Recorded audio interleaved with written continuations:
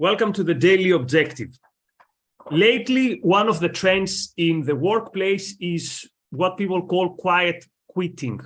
So quiet quitting means that you don't actually quit, but you don't go above and beyond what is expected from you at your work. So it has to do with something like an overburn or a dissatisfaction with work, and an understanding that the work is not the most important thing in life. Recently, we talked about so-called, quote, hustle culture. Think about quiet quitting as something that goes against this trend. It's a trend that says that your work is something that should probably end at 5 o'clock or whatever your contract says, and you should not go above that. Now, there are various angles from which you could see it. We could see it as related to the, quote, great resignation, which is people during the pandemic working from home, and then after the pandemic or after the lockdowns, not wanting to return to the office space, not wanting to return to their 9 to 5. So we're here to discuss all this with Mark. So Mark, why did you find this topic interesting? I think you were the one to suggest it. So what got your attention, and what's your first take on, quote, quiet quitting? Yeah, I think you're right. I think some of it has to do with the fact that people got to work at home and they decided that that was a much better option for them. I don't know if they're more or less productive, but they've seen that going back and forth between the work and the home isn't a necessary trip for them to make to be working. But I don't think that's really what quiet quitting is all about. I think it has to do with a misunderstanding with respect to what work means in a person's life. And I think these people think that work is something one has to do. One shouldn't necessarily have to do it, but it's sort of an arbitrary assignment we give people to, keep them biologically alive. But it's not a necessity. It's not tied to your self-esteem. It's not necessarily tied to your sense of purpose in life. And I think that is not really understanding the nature of work. And I think if people understood that work, where you spend a good half of your life at least, should be something that nourishes you, not just materially, but spiritually. You should try to produce value in an area in which you find satisfaction doing it. That said, you should also switch your paradigm with respect to work and understand that maintaining your body and maintaining your lifestyle is a part of your happiness too. And that to do that in a trading society, you have to exchange values with people. You have to be a producer and you have to exchange with people in order to do that. That's a fact of life that one should revel in, not reject. Okay, so let's start with the main point, which is that work, for someone to say, I'm going to quiet quit, it means that probably you're not too excited with your job. And the first thing to notice is that most of the people who talk about quiet quitting, it's about white collar jobs. And the number one example that is brought is the work of being a teacher, either at a school or a university. So these people claim that they're overworked and underpaid. And this is why one of the examples of quiet quitting is teachers finding new ways to mark assignments.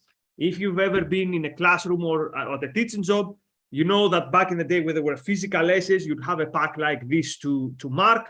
And this is something that people find quite annoying. So a reason to, quote, quiet quit is to either find a system where marking becomes automated through a program or whatever, or there have been also some other ways, in which case you tell the students to highlight what are the relevant parts that relate to the marking criteria. So in some ways, you give up some of the burden that you have with the part of the work that you don't like.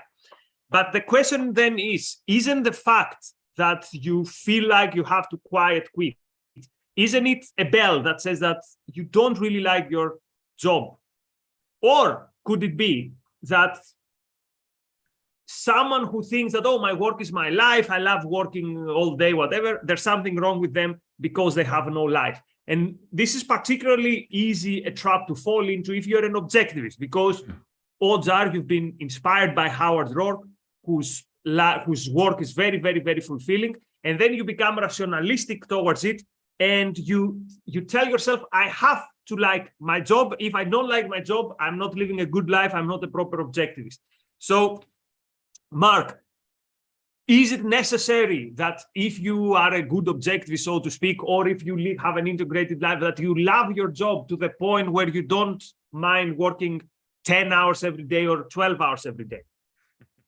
No, I think living is an art, and I think your feelings about your job are contextual, and it may be that it's something you don't want to do. It's a temporary thing to until you can achieve the goals that you want, but you can still commit yourself 100% to it and give it the attention that it deserves. Look, I think teachers who feel that they're overworked and underpaid, this is part of a scenario we have set up with state schools and unions that have scales of payment that have more to do with the length that a person has been at a job than their efficiency at it and how good they are. Private schooling would change all of that. The best teachers would get paid quite a bit for what they do, and those who aren't very good would fall by the wayside. Those who are just in it for benefits or so that they could laze through the rest of their life with a minimum amount of effort will fall away from the wayside. And those who really enjoy their jobs, as I do as a teacher, I love teaching. I love seeing the light go on in somebody's eyes. I love changing the course of their life or being a part of changing a course of somebody's life. But objectivists should note that Howard Roark was really the only person in that book who could fully relax on vacation, who could sit there and not think about work, not trouble himself about work 1 second, because like a Zen master, he was involved in whatever he was doing, completely and totally engaged. And I think that should be what you do. If you're at church, don't think about being with your wife. And if you're with your wife, don't think about being at church. Be where you are presently in this moment, and you'll find yourself being much happier. True. So another explanation of this unfulfillingness of modern workplace is something that a leftist scholar, the late David Graeber, called bullshit jobs. And he claimed that capitalism is to blame for bullshit jobs. But so what are bullshit jobs? Bullshit jobs are jobs that shouldn't, in a way, exist. There are jobs that are so bureaucratic that even when you work 8 hours every day on this job, you are not even sure why you're doing it. An example would be some admin people who most of the day deal with Excel. Or I would think these days, human resources are bullshit jobs. But before blaming capitalism for this disheartening trend, I would say, ask yourself, what is the ideology behind the modern workplace? And I would say it's not capitalism. What is the ideology behind the workplace becoming almost infantilizing, where you have these silly things, where you wear silly hats on some days, or you do diversity training, or there's a particular code of conduct with which you talk to your co-workers and you have to work on Excels. So these have to do with the infantilizing of today's life, of people not taking themselves and their work seriously. A lot of these jobs indeed probably shouldn't exist in a healthier culture. So I totally understand this idea that if you do an HR job or a diversity job or a job where you are supposed to feel excited, and then you inside yourself you ask, why am I excited about this? So I remember when I was working in university, we had many people who would come to students and say, oh, I'm in that student service, in the library, in the student welfare, whatever. I love my job so much. I can't wait every day to come at my job. And 2 months after, you'd see this person will disappear and leaving the job and going somewhere else. And you realize that, no, they were not that excited about their job. But still, there's something in me that wonders, why is it mostly white-collar jobs that feel this burnout? It's highly unlikely that you will hear a plumber or a builder, although their jobs are way more tiring or often way more dangerous and risky. It's highly likely that you're going to hear them say, oh, I'm on a burnout, and I'm going to quote quiet quit. What would quiet quitting look for a plumber? But I think it's twofold. I think the person in those jobs sees the concrete result of what they're working for. right? There's a product at the end that they could actually take pride in.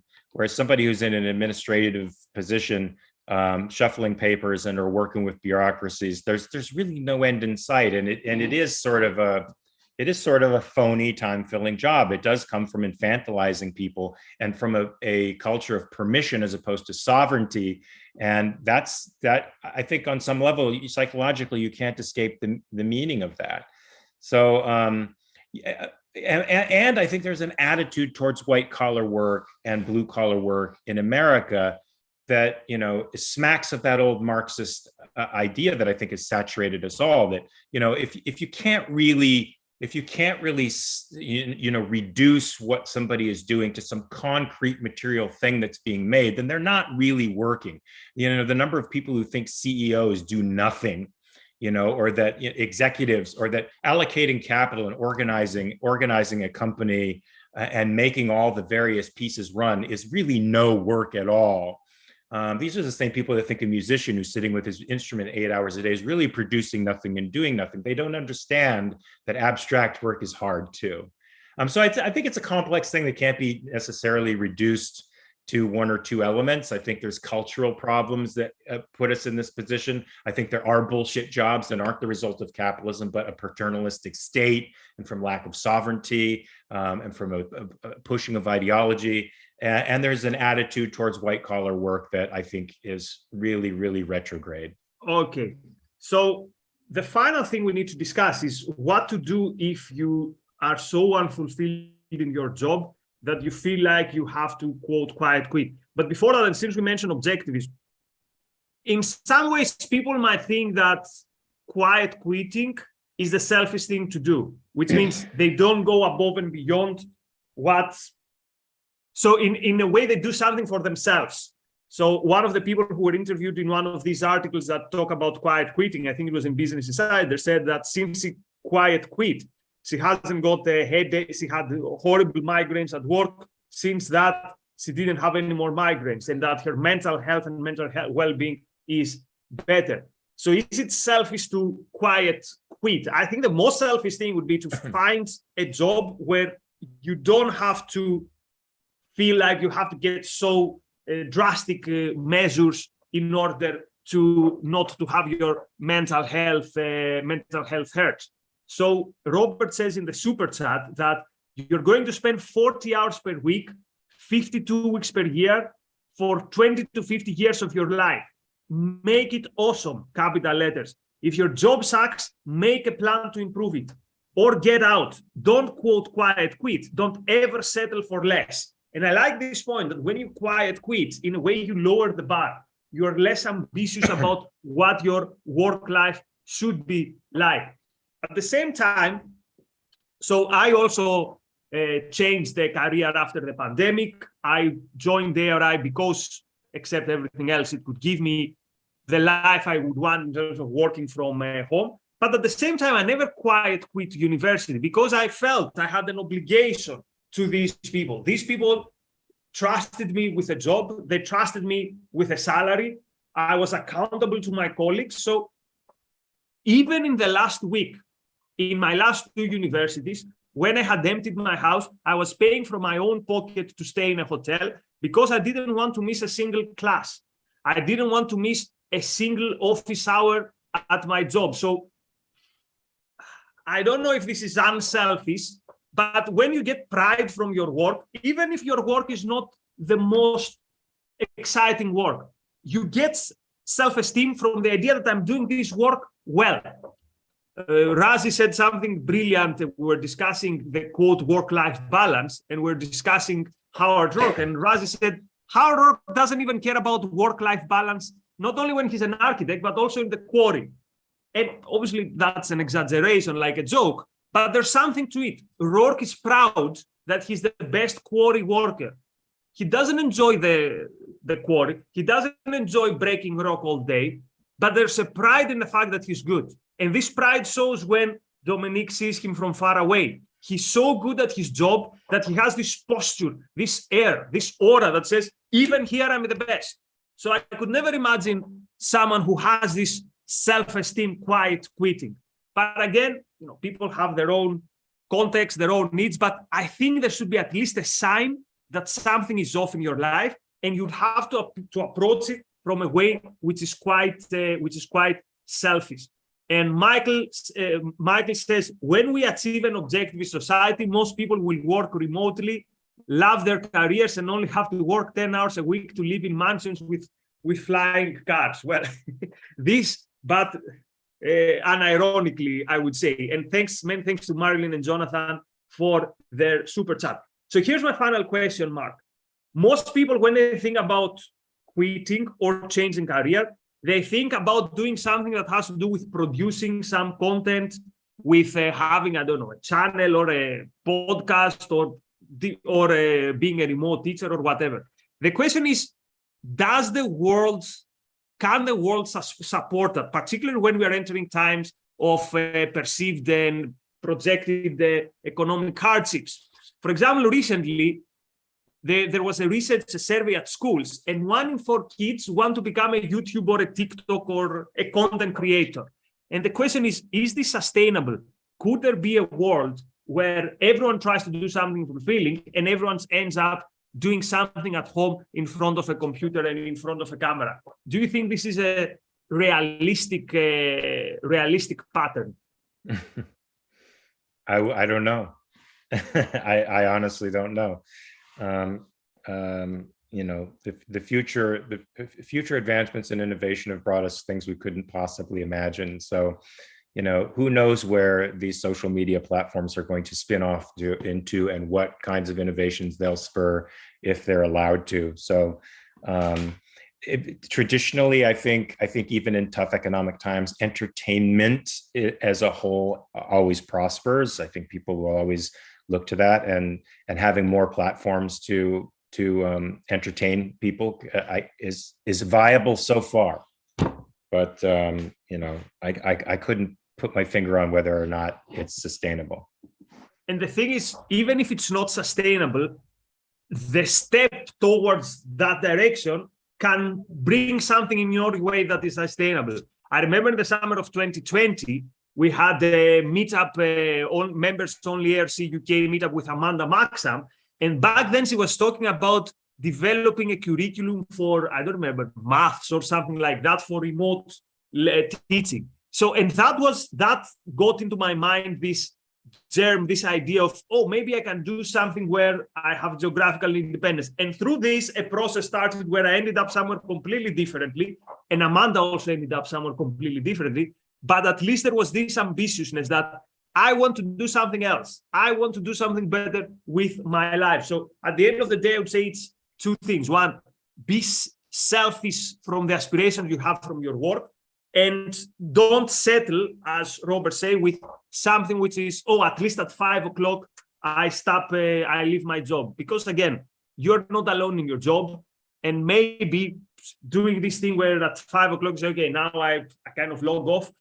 What if soon your boss finds someone who is better than that, and someone who is working to work longer hours? And that's when the leftists will say, this is what capitalism does. It's a dog eat dog. So if you don't work overtime, someone else is going to work overtime.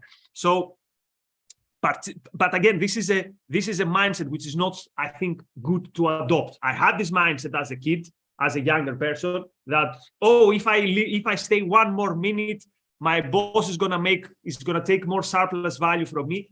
Again, this wasn't good for me. I didn't feel good with myself. I didn't feel proud that I left at 1 minute earlier, although I had this idea that, okay, now I'm a good Marxist. And talking about Marxism, in Italy in the 70s, there was a whole movement where workers in the factory would work less, or would do sabotage in the factory, or they would do the so-called white strikes. And again, this is what happened. Soon the factories left Italy. They went to Asia. And then the Italian working class was wondering what happened to us and where have all the factories gone. So these solutions are they're not good for you or for your employer or for your the way you view the work.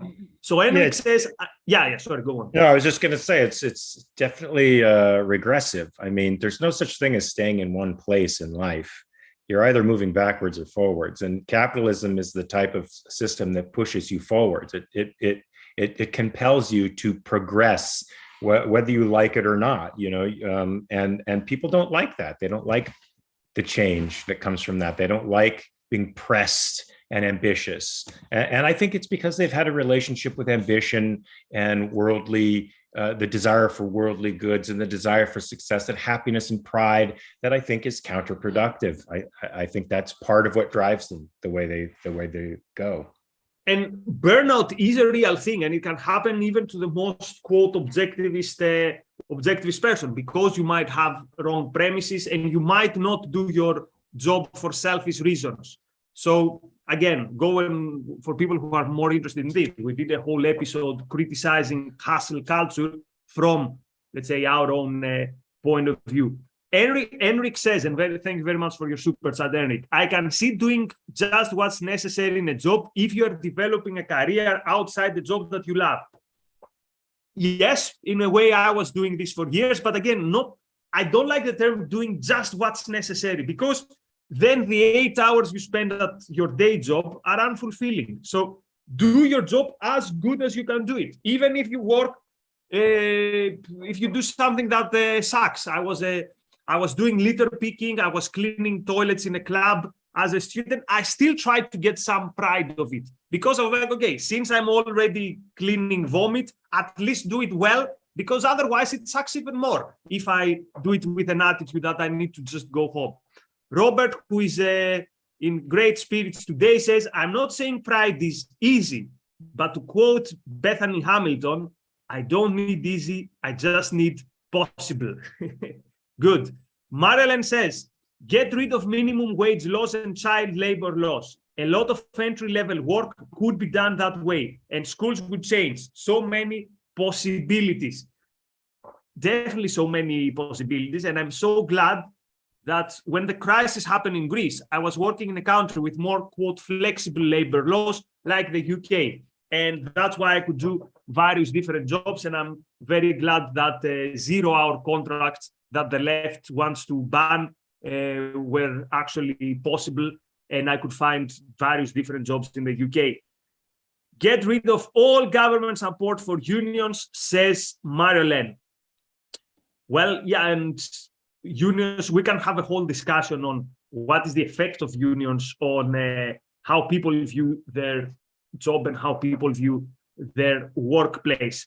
Okay, and Christopher, he sent us some Canadian dollars. Thank you very much, Christopher. By the way, it's interesting, since we mentioned unions, that in the last 30 years or so in the West, unions talk more about workers' quote well-being and mental health rather than about their material condition and the wages they get, which I think it's an interesting sign of the times we're in. Okay, upcoming shows, 9 p.m. UK time, HBTV with Harry Binswanger. The topic is refuting Hayek. And Mark, final words.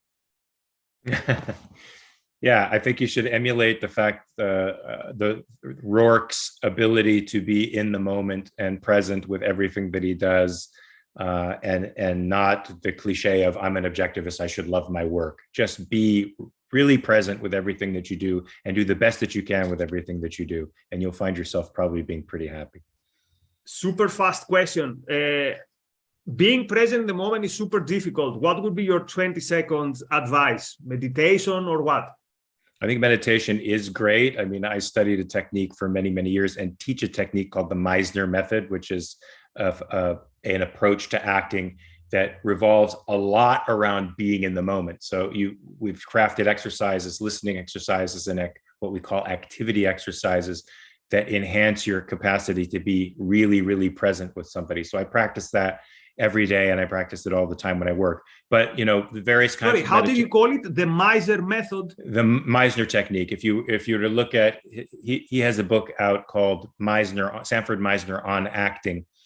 And if you were to take a good Meisner class, and there's only a few out there, the only ones in Europe to take would be with me and my wife. You would find your capacity to be in the moment growing and growing and growing with each class that you participated in. Okay, cool. So we can discuss it at some point, because again, being in the moment is something that I'm really bad, and it causes problems in my life. Like I check if I've switched off the kitchen, and then I leave the house and ask myself, did I check whether I switched off the kitchen? Because when I was checking, I was not in the moment. I was technically checking, but my mind was somewhere else. So okay, let's not do a second episode within the episode of being in the moment, but I'm very interesting to discuss. Believe it or not, there's some stuff by Aldous Huxley. There's a book called The Island, which is about that very thing. It's a community. It's sort of a utopian book about a community that where the birds chant "Here and now, boys, here and now, boys," about being in the moment and how to be present. There's tons of books I can turn you on to, later on that I think will help you stay in the moment. Jay Krishnamurti's Flame of Attention might get you. I don't know if you ever read Jay Krishnamurti. You have to throw out the bad with the good, with the focus in the moment, stuff that matters. Okay, we need to discuss this further. Anyway, that's enough for today. We're not quiet quitting, but I like shorter episodes. So thanks, Mark, and we're gonna see you all soon. Thank you. Peace. Bye-bye.